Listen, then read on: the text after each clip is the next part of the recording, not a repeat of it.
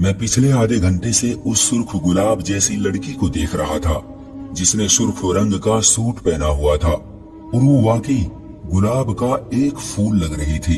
अपने लंबे कद और खूबसूरत चेहरे के साथ वो हिरनी जैसी निगाह वाली जैसे कोई कयामत थी। मेरी उम्र 21 साल थी और आज मेरे बड़े भाई की शादी थी। मेरी भाभी विदा होकर घर आ गई थी, लेकिन एक लड़की थी जो भाभी के पल्लू से बंद कर रह रही थी। इसको देखकर ऐसा महसूस हो रहा था कि आसमान से कोई परी उतर कर आ गई है। मैं उसके चेहरे से नजरें नहीं हटा पा रहा था। सिर्फ मैं ही नहीं, जो भी उसे देखता तो देखता ही रह जाता। पूछने पर पता चला कि वो मेरी भाभी की छोटी बहन है और उसका नाम सीमा है। ये सुनकर मुझे अजीब तरह की हैरानी हुई थी, यानी इतनी खूबसूरत लड़की से मेरा अब सामना होता रहेगा। लेकिन मुझे नहीं पता था कि ये हसीना तो हमेशा के लिए मेरे घर में रहने के लिए आ गई थी। जब शादी का हंगामा खत्म हुआ और मेहमान अपने अपने घरों को वापस जाने लगे तो मैंने देखा कि वो लड़की घर पर ही मौजूद है, यानी कि मेरे घर में। मैंने अपनी मम्मी से सवाल किया तो मेरी मम्मी ने बताया कि सीमा अब यही रहेगी। ये सुनकर तो मेरा दिल खुशी से उछल पड़ा, यानी कि अब रोजाना मुझे उस खूबसूरत लड़की का दीदार करने को मिलेगा। मेरी उम्र ही ऐसी थी, इस उम्र में ऐसे जज्बात का उभरना लाजमी था। वो जितनी खूबसूरत उतनी ही मासूम भी लग रही थी। मेरी माँ ने बताया कि मेरी भाभी का कोई नहीं है, ये दोनों बहनें अपने मामू के घर रहती थी, लेकिन तुम्हारी भाभी की ख्वाहिश थी कि उसकी छोटी बहन शादी के बाद उसके साथ ही रहेगी। मुझे भी इसमें कोई बुराई नजर न आई। अच्छी बच्चियां हैं दोनों। मैंने हाँ कर दी। अपनी माँ से मुझे इसी तरह के जवाब की उम्मीद थी। वो नरम दिल की औरत थी। माँ को शायद ये बात अजीब नहीं लग रही थी, लेकिन मुझे ये बात बहुत ही ज्यादा अजीब लग रही थी। उसके यहाँ रहने की बात सुनकर मुझे खुशी हुई थी, लेकिन फिर भी मुझे अजीब लग रहा था कि एक जवान लड़की जो कि हमारे लिए बिल्कुल अजनबी थी, हमारे घर में रहने के लिए आ गई थी। हालांकि उसके मामू का घर उसके लिए ज्यादा सेफ होता रहने के लिए। खैर, मैंने सोचा कि उनके आपस का मामला है। इस तरह वो लड़की हमारे घर में रहने लगी और मेरा भाई अनिल बहुत खुश नजर आने लगा था। अजीब बात तो ये थी कि अपनी पत्नी से ज्यादा मेरा भाई अपनी साली के साथ ज्यादा वक्त बिताया करता था। भाई और भाभी अगर कहीं दावत पर जाते तो सीमा एकदम से तैयार होकर उनके साथ चली जाती। न भाई को ऐतराज होता उनके साथ जाने पर, न भाभी को। भाभी को ऐतराज इसलिए नहीं था क्योंकि वो उसकी सगी बहन थी, ये बात तो समझ में आती थी, लेकिन भाई को तो ऐतराज होना चाहिए था ना। भाई की नई नई शादी थी और उसे वक्त चाहिए था अपनी पत्नी के साथ गुजारने के लिए। लेकिन ये लड़की तो दोनों के साथ साई की तरह चिपक कर रह गई थी। भाभी को उस घर में आए हुए 1 हफ्ता हो चुका था। मैं उसे जितना मासूम समझ रहा था वो उतनी मासूम नहीं थी। मुझे आहिस्ता आहिस्ता अंदाजा होता जा रहा था। वो मुझसे कोई बात नहीं करती थी, बस मेरी आंखों में देखती रहती थी, वो भी अजीब अजीब सी नजरों से। और जब मैं उसकी तरफ देखता तो वो नजरें दूसरी तरफ कर लेती थी, एकदम से अजनबी बन जाती थी। मुझे समझ नहीं आ रहा था कि उस लड़की को मुझसे क्या परेशानी थी, लेकिन जरूर कुछ न कुछ परेशानी उसे मुझसे जरूर थी, क्योंकि वो मुझे मोहब्बत की नहीं बल्कि अजीब सी नजर से देखती थी। अगर वो हसीना थी तो मैं भी कुछ कम नहीं था। मुझे भी लड़कियां मुड़ मुड़ कर देखती थी, लेकिन उस लड़की की नजरों में कुछ अजीब सा था जिसे मैं समझ नहीं पा रहा था। बात सिर्फ यहाँ तक ही ना रही। उस लड़की ने कहा कि अकेले सोते हुए उसे डर लगता है, उसे भाभी के साथ सोना है, और भाभी ने भी खुशी खुशी उसे अपने कमरे में सोने के लिए इजाजत दे दी। न सिर्फ भाभी बल्कि भाई ने भी कुछ नहीं कहा। इस बात ने मुझे और भी ज्यादा परेशानी में डाल दिया था। ये सब मेरे घर में क्या हो रहा था? वो सारा दिन साई की तरह उन दोनों के साथ रहती थी, ये बात तो समझ में आती थी। दावतों में उनके साथ जाना, हर वक्त मेरे भाई से हंसी मजाक करना, बिना वजह फरमाइशें करना, ये सब नजरअंदाज किया जा सकता था। लेकिन आज जो मैडम ने फरमाइश की थी उसे सुनकर तो मेरा सर चकराने लगा था। एक नए शादीशुदा जोड़े के बीच में सोने की भला क्या तुक बनती थी, और उस पर किसी को कोई ऐतराज भी नहीं था। मैं इस बात पर हैरान था। मुझे अब वो लड़की बहुत अजीब लगने लगी थी। शुरू में मैं उसके जहरीले हुस्न में खो गया था, लेकिन अब जैसे जैसे उसकी असलियत खुलती जा रही थी मुझे उससे घिन आ रही थी। इतनी बच्ची नहीं थी वो, जितना बनने की कोशिश कर रही थी। मेरे घर वाले बहुत ही शरीफ इंसान थे, लेकिन मैं ऐसा बिल्कुल भी नहीं था। वो लड़की दूसरों को बेवकूफ बना सकती थी, लेकिन मुझे नहीं। जल्दी मुझे समझ में आ गया था कि उसका इस घर में आने का कोई खास मकसद है।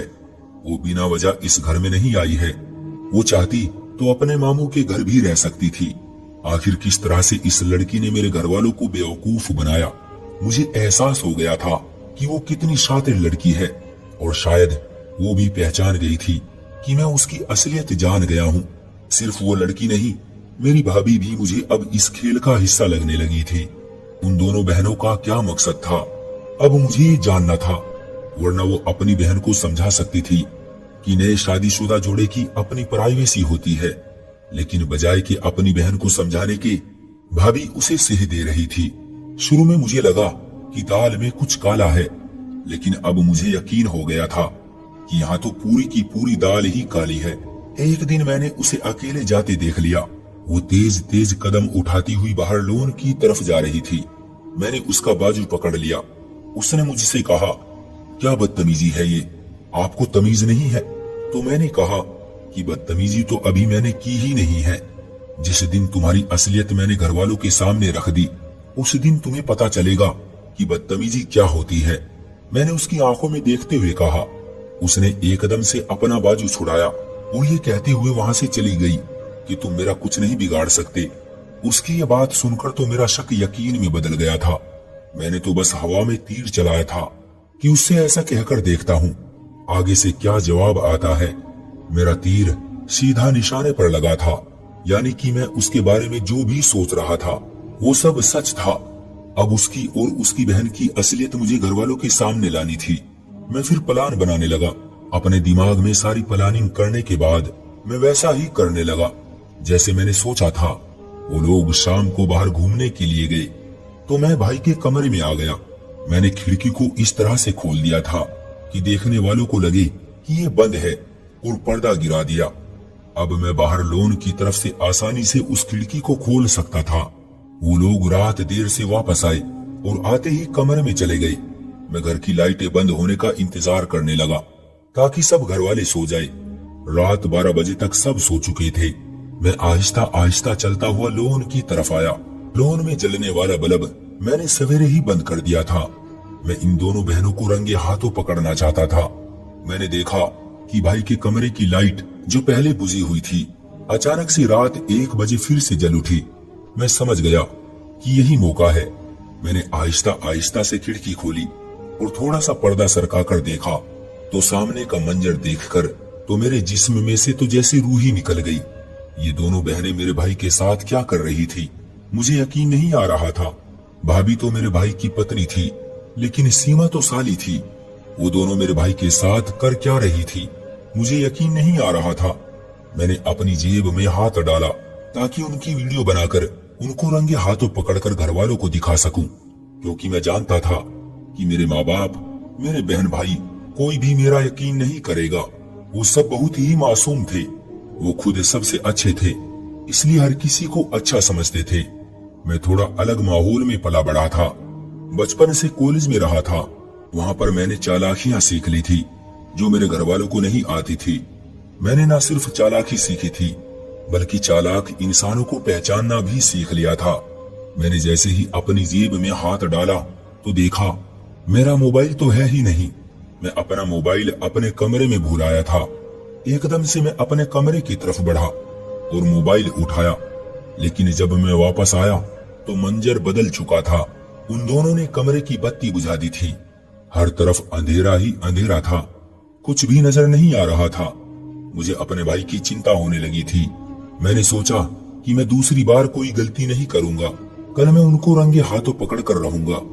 लेकिन इससे पहले मैं कुछ करता, सीमा समझ गई थी कि मैं क्या करने वाला हूँ। इसलिए उसने ऐसा हंगामा किया कि मेरे ही घर वालों की नजरों में मुझे ही गिराना चाहा। इससे पहले कि मैं भाई के कमरे की तरफ जाता, वो मेरे कमरे में आ गई। दरवाजा खुला हुआ था, मैं लॉक नहीं करता था। वो अचानक से अंदर आई और दरवाजा बंद कर दिया। उसे देखकर ही मैं समझ गया था कि वो गलत इरादे से आई है। मुझे देखकर उसने कहा कि तुम हमारी वीडियो बनाना चाहते थे। खिड़की से तुम्हें क्या लगता है कि मैं तुम्हें नहीं देख रही थी? उसकी ये बातें सुनकर तो मैं हैरान हो गया। यानी कि उसने मुझे देख लिया था। कितनी शातिर लड़की थी वो, मेरी सोच से भी ज्यादा। मैंने उससे कहा कि मेरे कमरे से बाहर निकल जाओ, तो उसने कहा ऐसे तो नहीं जाऊंगी, हम तो डूबेंगे सनम, तुमको भी ले डूबेंगे। ये कहने के बाद उसने अपने दाएं बाजू पर हाथ रखा और अपनी शर्ट की आस्तीन फाड़ दी। इसके बाद अपने बालों का जूड़ा खोलकर उन्हें बिखेरा, फिर दूसरी आस्तीन भी फाड़ दी और जोर जोर से चीखना शुरू कर दिया, बचाओ मुझे बचाओ। उसकी इस हरकत पर मैं हैरान हो गया। मुझे उससे इसी तरह की उम्मीद थी, लेकिन वो मुझे जानती नहीं थी। अगर वो चालाक थी तो मैं उसकी सोच से भी ज्यादा 10 हाथ आगे का था। उसकी चीख सुनकर सब घरवाले आ गए थे। घरवालों के पूछने पर उसने बताया कि मैं उसकी इज्जत पर हाथ डालने की कोशिश कर रहा था, और मेरे मासूम घरवालों ने एकदम से उस रोती हुई लड़की का यकीन कर लिया था। मेरे घरवाले मुझ पर गुस्सा करने लगे और मेरे भाई ने तो मुझे मारना शुरू कर दिया, लेकिन फिर मेरे पापा ने रोक लिया। मेरे पापा ने मुझे कहा कि अभी के अभी मेरे घर से निकल जाओ। मुझे तुमसे ये उम्मीद नहीं थी कि तुम एक अनाथ लड़की की इज्जत पर हाथ डालोगे। इस बच्ची को रहने के लिए जगह नहीं थी, इसलिए हमने इसे घर में जगह दी, लेकिन इसका ये मतलब नहीं है कि तुम उसके साथ इस तरह की हरकत करो। मुझे तुमसे ये उम्मीद नहीं थी। मेरे दूसरे बेटे तो इस तरह नहीं है, लेकिन तुमने शायद कॉलेज में रहकर ये सब सीख लिया। पापा की बात सुनकर मुझे दुख हुआ था। अब मुझे ये मामला संभालना था। मैं पूरे तरीके से फंस चुका था, लेकिन मुझे पता था कि मुझे क्या करना है। मैंने कहा कि ठीक है, आप लोगों को अगर मेरा यकीन नहीं है तो ना करें, लेकिन एक बार अनिल भाई के कमरे की तलाशी मुझे लेने दें, बल्कि आप खुद मेरे साथ चले। मैं आपको कुछ दिखाना चाहता हूँ। इसके बाद मैं खुद ही ये घर छोड़कर चला जाऊंगा। इतना तो मैं समझ गया था कि वो सारे सबूत मिटा चुकी होगी, लेकिन चोर चाहे कितना ही शातिर क्यों ना हो, कोई ना कोई गलती जरूर करता है। मैं भी उनकी एक गलती को पकड़ने के लिए घर वालों को भाई के कमरे में ले आया। सीमा और भाभी दोनों को यकीन था कि उन्होंने सब कुछ पहले से ठीक कर दिया था, लेकिन एक गलती जो उनसे हुई थी जिसका उन्हें भी अंदाजा नहीं था, लेकिन मैंने वो गलती पकड़ ली थी। मैंने भाई से कहा कि भाई, रात को ये दोनों आपको बेहोश करती है और घर में जितना कीमती सामान है, पैसे जेवरात, एक बैग में डाल कर रखा है। मैंने अपनी आंखों से देखा है कि आपको बेहोश करने के बाद ये सारा सामान बैग में डाल रही थी, लेकिन मैं इन्हें देख चुका था, इसलिए उन्होंने सबूत मिटा दिया। भाई ने कहा कि तुम्हारी बात पर मुझे यकीन नहीं, ऐसा कुछ नहीं है। मैंने बेड के नीचे से वो कपड़ा उठाया और साथ ही बेहोशी की वो दवा भी उठाई और घर वालों को दिखाया, जिसे देखकर भाभी और सीमा का रंग फीका हो गया था। यही वो गलती थी जो उन दोनों ने की थी। भाई को बेहोश करने के बाद उन्होंने ये सब बेड के नीचे फेंक दिया था, और मुझे पूरा यकीन था कि उन्हें ये सबूत मिटाना याद नहीं आया होगा। थोड़ी देर बाद ही मेरी बड़ी भाभी कमरे में आई और कहने लगी कि उनका सारा जेवर कमरे से गायब है। मैंने कहा कि वो सारा जेवर इन दोनों बहनों के पास है। यकीन नहीं आता तो तलाशी ले लो। काफी तलाशी लेने के बाद भी घर वालों को कुछ न मिला। फिर मैंने कहा कि घर में मौजूद जो पैसे आपने रखे थे वो तो देख ले कि कहाँ रखे हैं। मेरे पापा ने जहाँ अपने पैसे रखे हुए थे वहाँ देखा तो कुछ भी नहीं था। मैंने कहा ये सब कुछ इन दोनों बहनों का किया धरा है। रातों रात इन लोगों ने पैसे कहीं गायब कर दिए हैं। जब जेवर और पैसे घर वालों को नहीं मिले तो उन लोगों को भी शक हो गया। मैंने घर वालों से कहा कि कल रात मैंने इन दोनों को ये कार्रवाई करते हुए देख लिया था, जिसके बदले में सीमा मुझ पर इल्जाम लगाकर मुझे घर से निकलवाना चाहती है। रिश्ता करते वक्त आप लोगों को सोचना चाहिए था कि आप किन लोगों से रिश्ता कर रहे हैं। न जान न पहचान आप लोगों ने लड़की का हुस्न देखकर शादी कर ली। मेरी माँ ने भी तलाशी ली। घर में ना कोई जीवन था न कोई पैसा था, तो उन्हें सारी बात समझ में आ गई। फिर मेरे भाई ने कहा कि सब कुछ वापस कर दो, वरना अभी पुलिस को फोन करके दोनों बहनों को पुलिस के हवाले करता हूँ।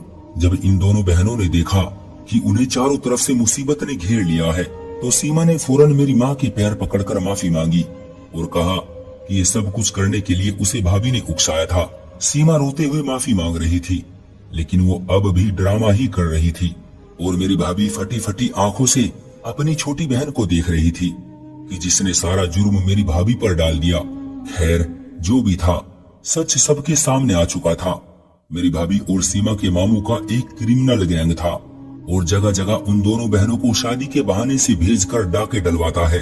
और हम जैसे शरीफ इंसानों को ये लोग बेवकूफ बनाकर पहले शादी का ड्रामा रचाते हैं और फिर चोरी करके वहां से भाग जाते हैं। मेरे घर वालों ने पुलिस को खबर दी। सीमा भाभी और उसके मामू को पुलिस ने गिरफ्तार कर लिया। उन लोगों ने अपना जुर्म स्वीकार कर लिया था। आज इस बात को 5 साल गुजर चुके हैं। मैं ऊपर वाले का शुक्र अदा करता हूँ कि ऊपर वाले ने हमें इन लोगों से बचा लिया, वो लोग जो हमारी जान भी ले सकते थे। बस ये कहूंगा कि रिश्ता करते वक्त अच्छी तरह से देखभाल कर लें, ताकि फिर बाद में आपके साथ भी ऐसा कुछ ना हो। क्यों दोस्तों, सही कहा ना मैंने? आपका क्या कहना है इस कहानी के बारे में? कमेंट करके हमें जरूर बताएं। वीडियो को लाइक कर दीजिए और इसी तरह की कहानियां लगातार देखने के लिए चैनल को सब्सक्राइब करके घंटी को दबाकर ऑल पर सेट कर लीजिए।